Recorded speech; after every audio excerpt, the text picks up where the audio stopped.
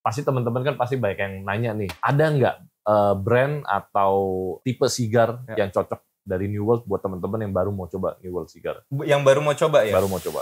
Nah, kalau menurut gue selalu sarannya cobain yang mild. Walaupun menurut gue Maduro pun bukan sesuatu artinya dia nggak mild, tapi dia memang rasanya lebih pekat gitu. Kalau untuk spesifik satu pastinya kita nih yang ada kerja di dunia ini, kita nggak akan bisa bilang apa yang kita suka pasti kalian suka gitu. Akan sangat susah untuk nentuin sigar yang tepat buat kalian. Justru itu serunya, harus dicari sendiri.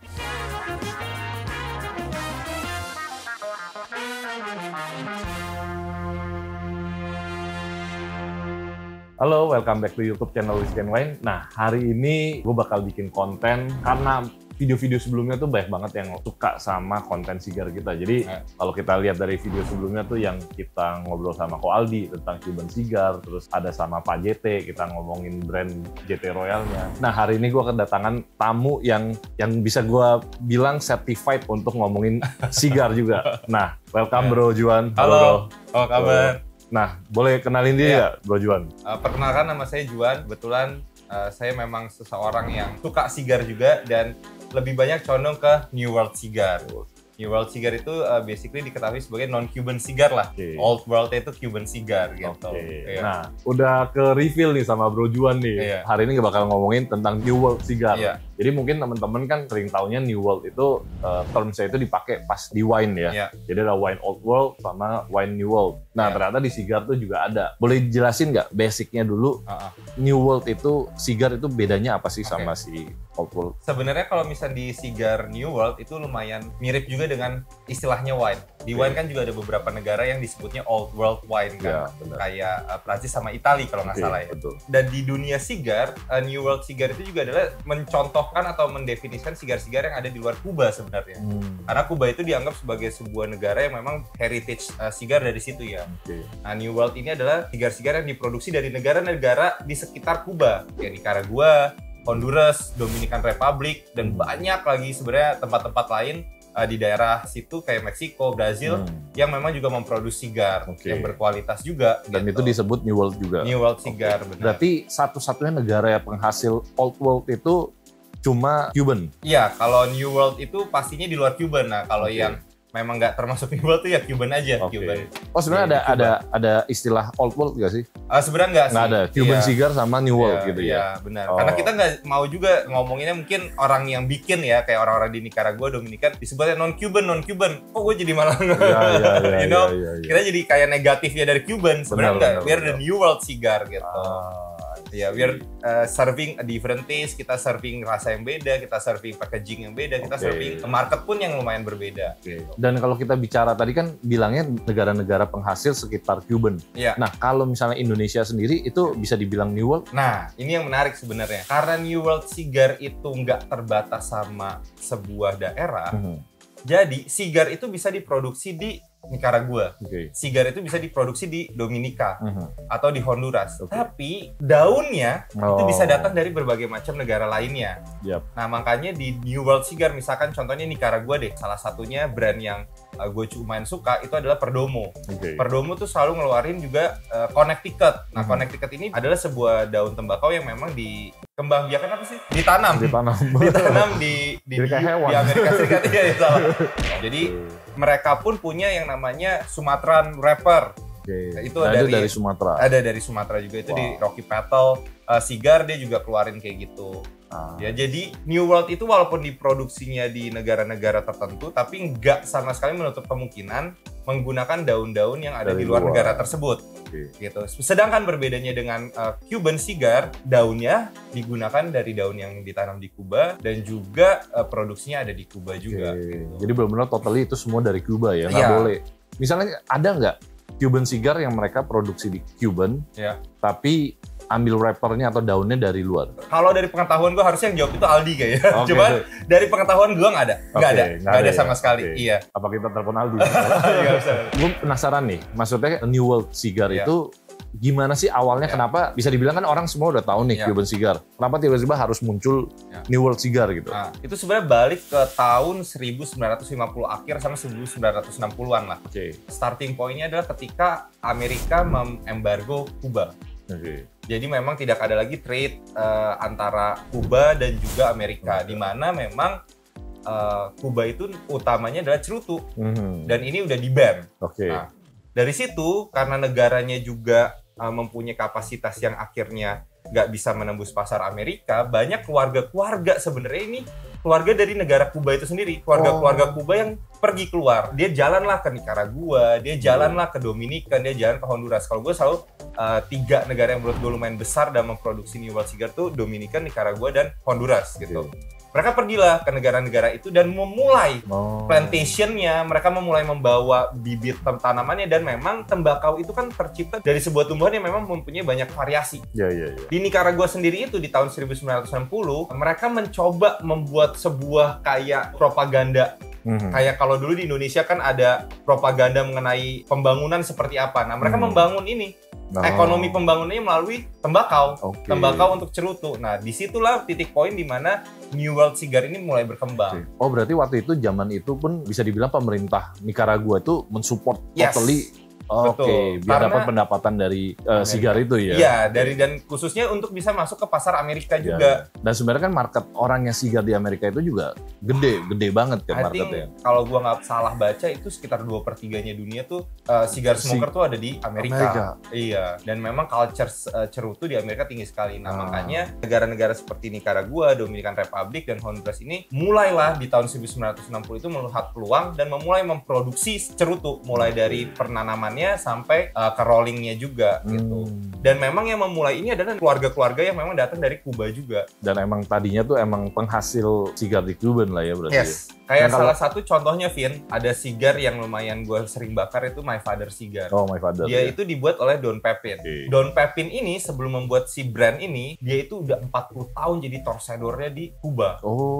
Dia itu salah satu most respected cigar blender juga. Gitu. Dan akhirnya dia keluar, dia malah bikin brand sendiri di negara. Nah itu biasanya kisahnya cerutu-cerutu di Nicaragua, Dominikan, dan Honduras tuh mulainya tetap memang ada roots-nya dari Kuba. Makanya secara kualitas, secara rasa nggak mungkin di bawah gitu secara kualitasnya. Cuman memang berbeda dengan apa yang ditawarkan oleh Cuban cigar. Dari segi iklim juga pasti ada berbeda dikit, tanah ada berbeda dikit gitu ya. Ya mungkin kalau yang mepet-mepet di perbatasannya, misalnya ini Cuban, ini pas ada garis, dia tanam di sebelahnya mungkin tanahnya masih rasa Cuban kali. Iya, benar.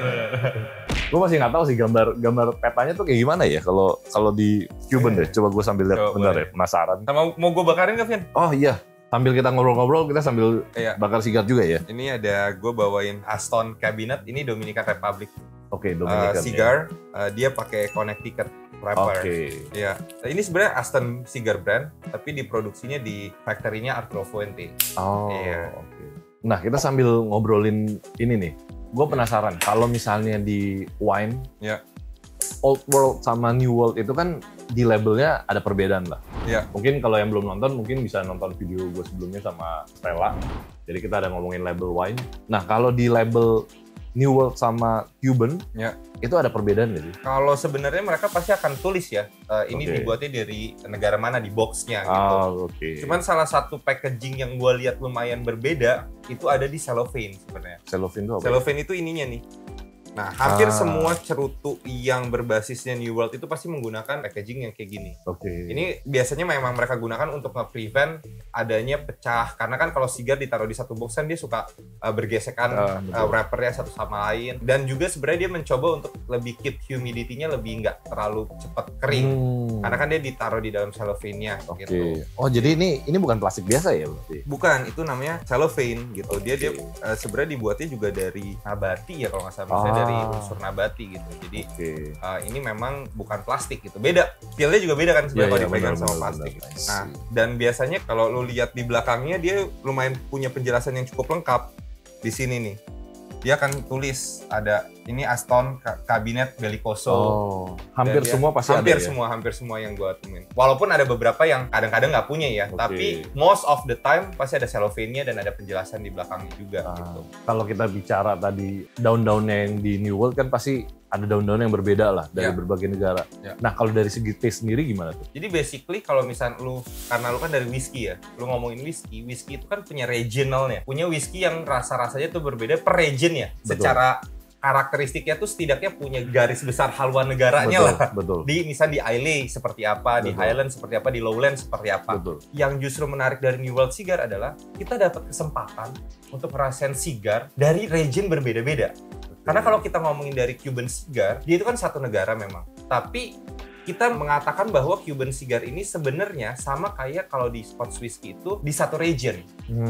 Karena memang kita semua setuju bahwa Cuban cigar itu dari brand satu dan ke brand lain punya garis besar haluan negara itu. Karena soilnya, karena tempat mereka menanamnya, karena seeds yang ditanamnya juga memang datang dari satu tempat yang sama. I see. Nah, sedangkan kalau misalkan yang gue pelajari dari New World Cigar, kita kan ada daun yang dikembangkan di Nicaragua, ada daun yang dikembangkan di Dominican, kita punya daun juga yang tadi disebutin dari Connecticut, dari Sumatera gitu, dari bahkan ada Ecuadorian juga, ada Brazilian wrapper juga. Jadi kita punya privilege untuk bisa merasakan sebuah cigar yang memang datang dari berbagai macam area yang akhirnya memberikan rasa yang berbeda gitu loh. Juga, ya. Okay. Iya. Jadi misalnya contohnya nih, misalnya gue sekarang lagi bakar Aston ini.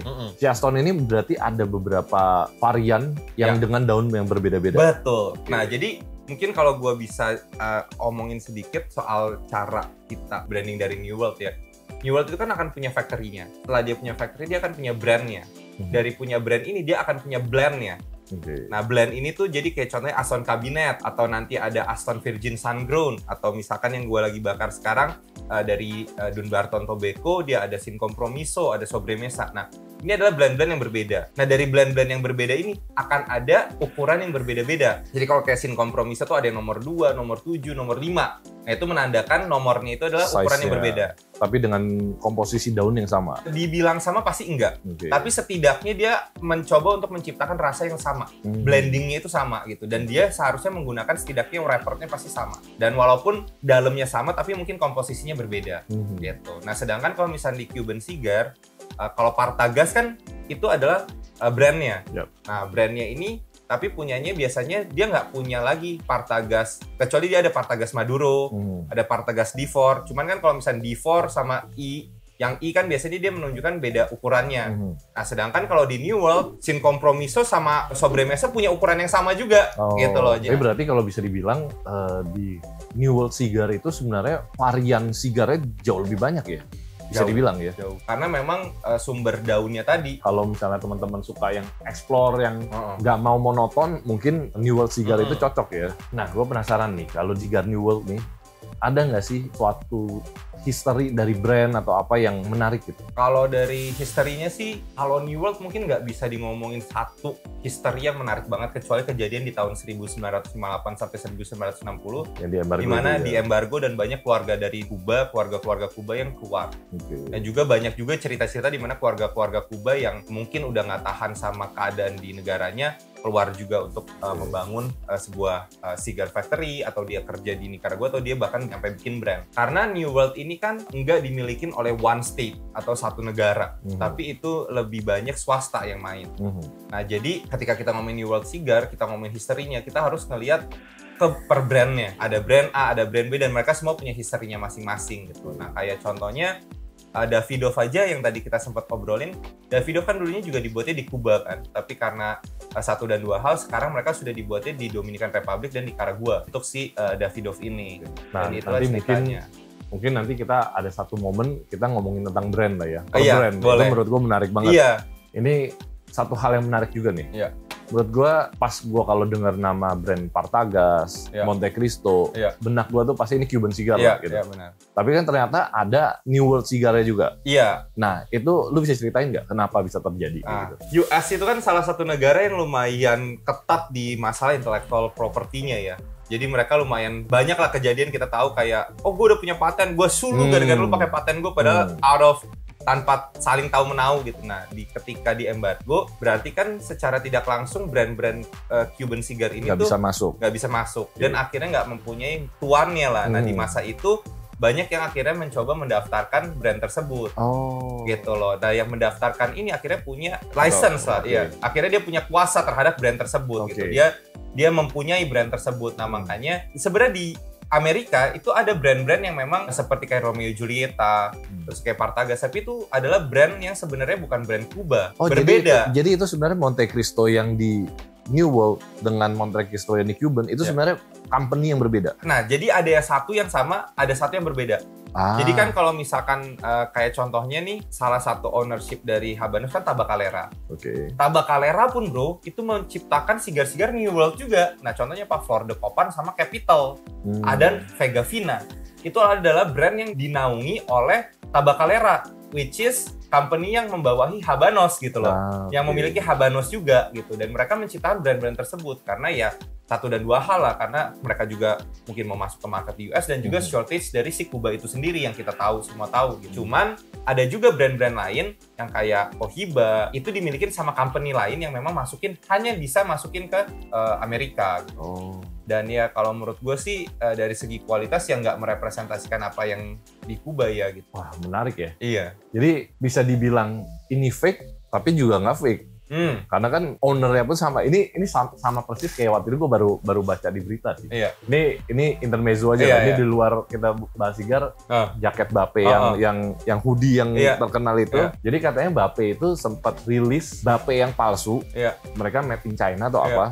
Tapi yang buat tuh si foundernya sendiri. Iya. Jadi malah penjualannya itu jauh lebih banyak daripada yang asli. Iya. Jadi yang beredar di pasaran itu selama tahun berapa itu malah banyak yang palsu. Tapi yang bikin nggak pakai license Bape aslinya. Iya. Dan itu menurut gue kayak gila. Ini kayak cuman masalahnya kalau yang terjadi di Nicaragua, maksudnya brand Cuban cigar yang ada di US itu memang mereka secara legal dan secara terbuka mereka untuk US market punya brand-brand ini, walaupun sama sekali rasanya sama sekali enggak. Karena kenapa? Daun yang dipakai nggak bisa daun yang Cuban gitu. Yang bisa dipakai daun-daun dari New World. Dan menurut gue mereka justru dapat lumayan banyak award juga gitu ya. Dan sigar-sigar New World itu lumayan banyak dapat award di magazine-magazinenya Cigar Aficionado, ada Cigar Journal. Karena memang ketika kita makin lama di dunia sigar gitu kan nggak mungkin ya kayak di dunia whisky kita setiap hari kan seperti lo bilang yang minumnya hanya yang monoton itu. Walaupun dalam titik ini di Indonesia mungkin yang paling terkenal ya whisky-nya, dan mungkin yang sigarnya itu masih Cuban gitu. Cuman kalau buat gue sendiri, the journey itself is an exciting experience gitu loh. Untuk tahu sigar yang mana yang lu suka, dan yang paling gue suka adalah ketika gue buka humidor, gue tuh nyari mood.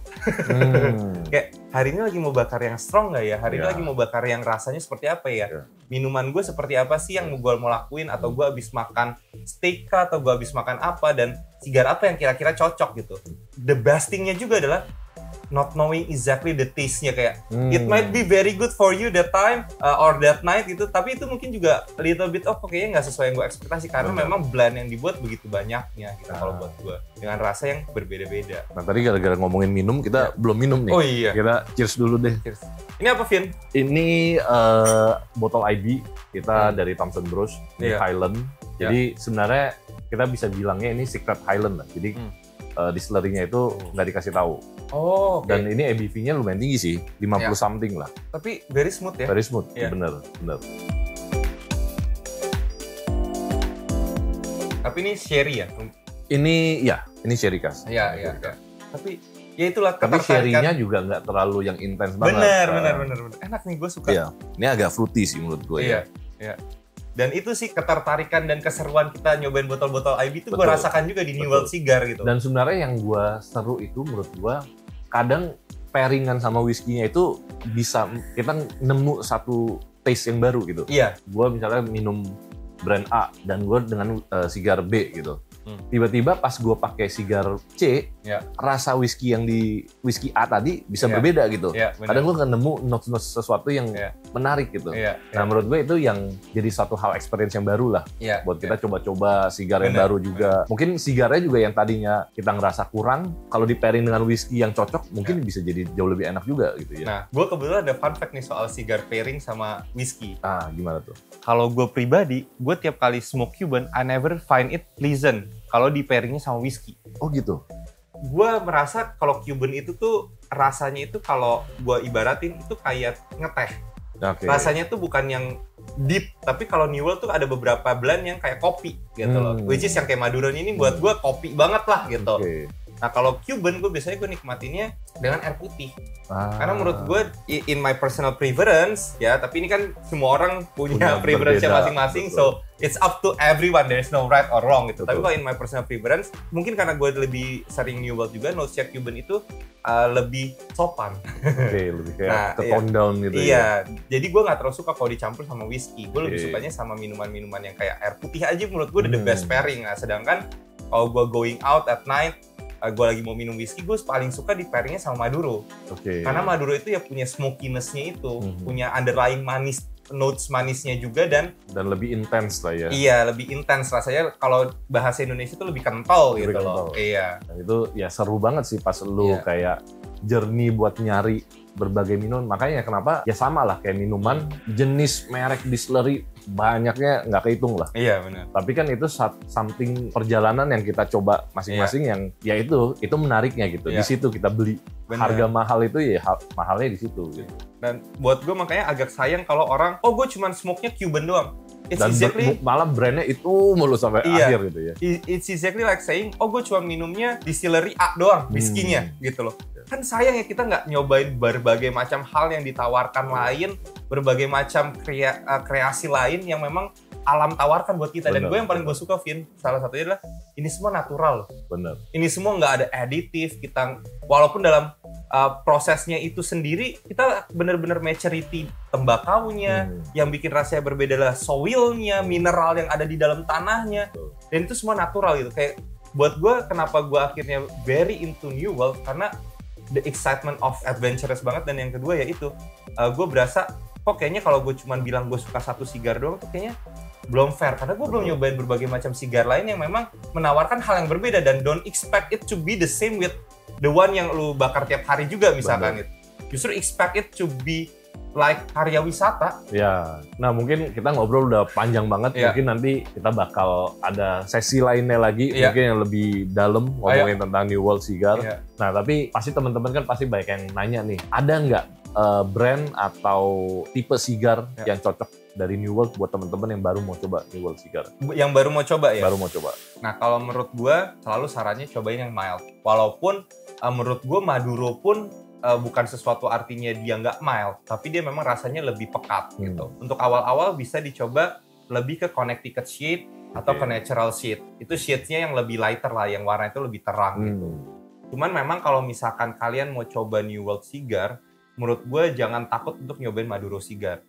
Maduro itu ya salah satu rasa yang menurut gue beneran enak banget dicampur, apalagi sore-sore sama kopi aja udah cukup gitu, nggak perlu pakai whisky gitu. Apalagi kalau untuk malam when you're going out gitu kayaknya cocok juga sama whisky menurut gue. Tapi kalau untuk spesifik satu pastinya kita nih yang ada kerja di dunia ini, kita nggak akan bisa bilang apa yang kita suka pasti kalian suka gitu. Akan sangat susah untuk nentuin sigar yang tepat buat kalian. Justru itu serunya, harus dicari sendiri. Jadi untuk teman-teman yang mau nyoba, mungkin entry level point-nya in terms of buying something yang you don't understand, you can start from New World juga. Oke, paling Bro Juan, thank you banget hari ini waktunya udah mampir ke Whiskey Wine. Oh iya, jangan lupa kalau misalnya mau nanya-nanya sigar bisa follow IG lu atau mau ngobrol di IG bisa. Boleh. Nanti gua tulis IG-nya kali ya. Iya. Sama lu kan juga ada jualan ya? Iya. Nah, boleh di-mention juga ya nanti ya. Nanti kita tulis di sini ya. Siap. Oke. Paling itu aja. Nanti kita ngobrol-ngobrol lagi di video selanjutnya. Nanti kita ngobrolin lebih dalam lah tentang New World Cigar. Atau mungkin nanti kalau ada waktu juga gue pengen banget sih bahas-bahas tentang sigar-sigar lokal. Nanti kalau ada prinsipal datang juga gue coba ya. Boleh. Atau nanti kalau misalnya kita ada event tentang sigar, kita juga bakal masukin deh ke YouTube. Iya, ke YouTube-nya. Oke, paling itu aja and see you on next video. Bye-bye. Bye-bye. Thank you. Thank you, Vin. Thank you, bro.